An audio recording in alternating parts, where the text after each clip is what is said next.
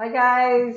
So it's the 27th of January 2025, and I'm just quickly jumping on to talk about metabolic health. So you might be saying, what the hell is metabolic health? So in 2024, I wrote a book about metabolic health, and I gave some speeches on it around the country. And metabolic health is what I know and what you need to know in 2024. It's the same for 2025. So I'm just going to read through a couple of the things. So introduction, chronic illness is a metabolic issue. So metabolism has to do with the processing of your food into the nutrients that you need to operate and function well physically and mentally as a person. So it's you ingesting and it being processed. So the process of that is your metabolism. So your metabolism is metabolizing that food and then distributing it around the body to where it needs to go. So from what I have learned from the ketogenic diet is that all problems begin in the gut. So many of us, including myself for many years, which I didn't know, have a leaky gut.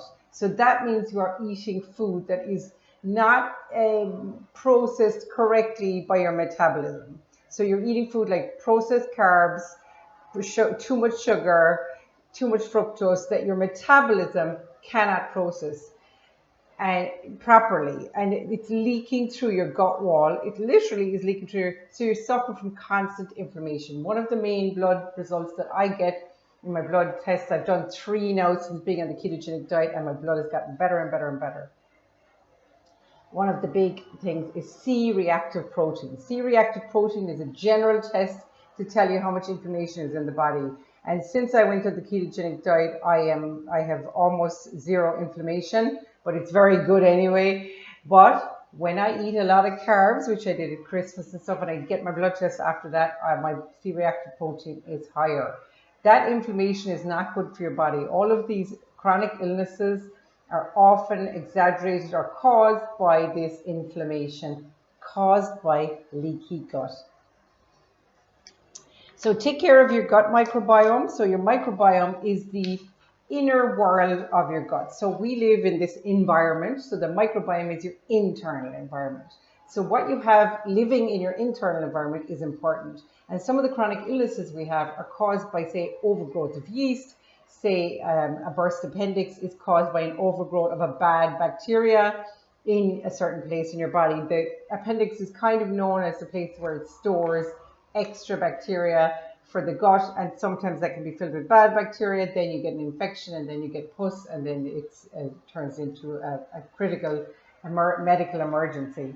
So we need to keep these things clean. Also, acne, that is from a leaky gut. So you have a lot of toxins inside in your body, and it's coming out in your face. That's it. So take care of your gut.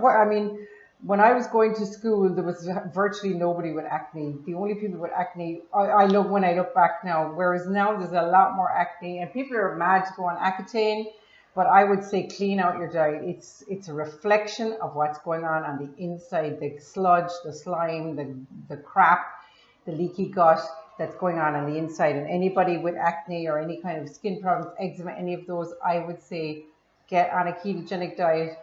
Get on a carnivore diet if that floats your boat. It doesn't float my boat. I have done it. It doesn't float my boat, but it is very good, and I will say you will feel amazing. It's just too boring for me. And I do like the fiber. I think my gut microbiome is, my bugs inside my gut are fond of the fiber. So there's a picture of an avocado. This is just a spreadsheet for the book. Health and happiness are free as long as you eat right. So what I would say to you is your brain will feel amazing and your gut will feel amazing. It will be incredible to not feel like that anymore. This is my coffee with cream. Fresh ground coffee made in an absolutely cheap coffee machine from Lidl, which costs $39.99. And I put in the coffee grinds. I buy the cheap coffee that's already ground. Lidl seems to be the best one, that it's not gone rancid. A lot of the coffee you buy in the packs is already rancid, which means it's already gone off. So this one just seems to be really good. And I just put cream in it, and it doesn't spike my insulin. So I keep my body in good order, and I have not eaten, I won't eat until about 1 o'clock. So I'm fasting, but cream is not considered because it doesn't spike your insulin or your blood sugar, cream is not a bad thing when you're fasting. So health and happiness are free as long as you eat right.